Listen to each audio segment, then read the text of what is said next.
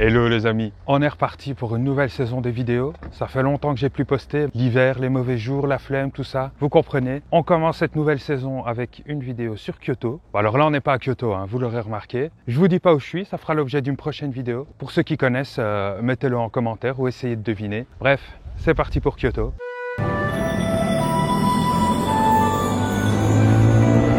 On commence le voyage au Japon à Kyoto. Kyoto c'est énorme, donc on va faire ça par secteur. Voilà Kyoto.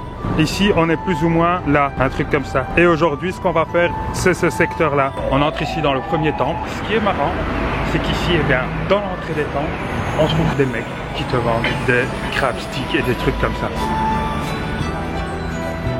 Il y a même des chicken kebab. Pour l'instant l'ambiance ça fait quand même très fake. Mais c'est quand même joli, regardez ça.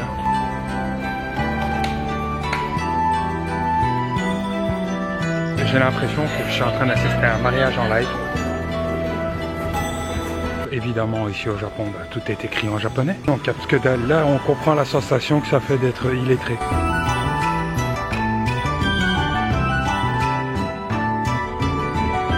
Je suis très mitigé vis-à-vis de ce quartier. D'un côté, j'aime bien. Je trouve ça joli, ça fait typique à l'ancienne, etc.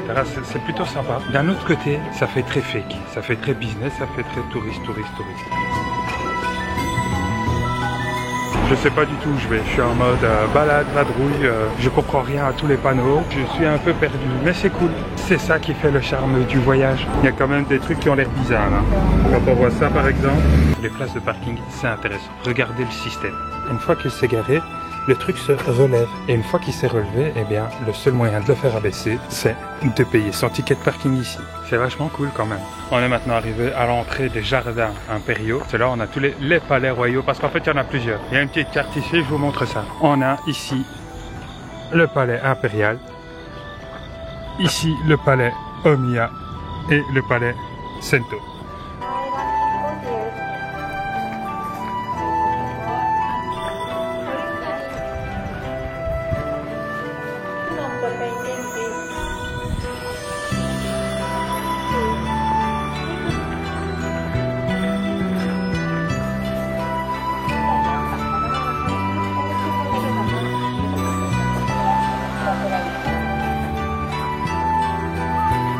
C'est marrant la petite lune sur le taxi. Je me demande ce que ça signifie. S'il travaille mieux la nuit ou quoi. Je suis maintenant en route pour aller vers le sanctuaire de Shimigamo Jinja. Et il paraît que c'est d'une qualité architecturale sans pareil.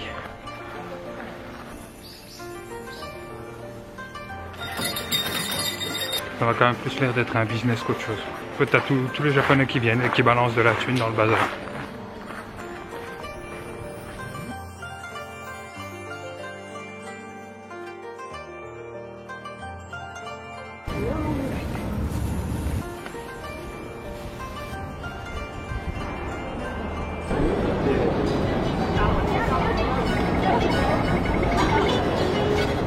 C'est pas mal, hein, c'est quand même assez impressionnant. Ça fait du bien de changer un tout petit peu d'ambiance. Et juste en face de la gare, on a la Kyoto Tower. Elle est impressionnante. Après, à savoir si elle est belle ou pas, question de on dirait un espèce de méga suppositoire. J'arrive pas à dire si j'aime bien ou si j'aime pas. J'adore le concept de touriste taxi. Veuillez comprendre, taxi pour les pigeons. Alors Kyoto, pour ce qui concerne l'architecture à l'ancienne, l'architecture typique, il y a quand même pas mal de joli. Par contre, pour ce qui est de l'architecture moderne, à part la gare qui est quand même stylée, ils sont faits que des bâtiments dégueulasses. Aucune envie même de faire un truc stylé, ils s'en foutent. On a ici la chance d'apprécier la beauté architecturale des bâtiments modernes de Kyoto. Ça vaut le détour.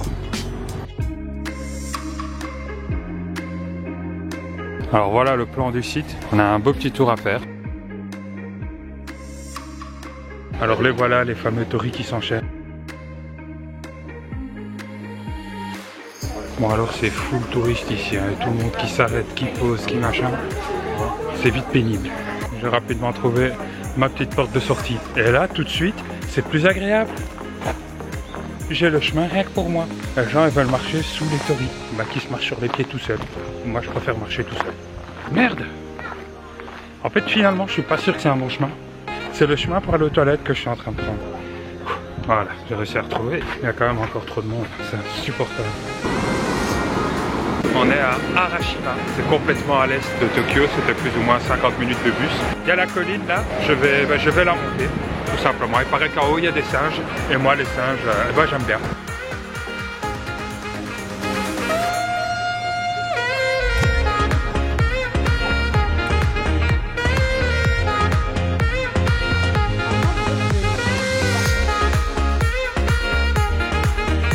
Ils sont essentiellement là en train d'attendre qu'on leur file de la bouffe. Ce qui est vraiment cool finalement, bien plus que les singes, c'est la vue qu'on a sur toute la ville de Kyoto.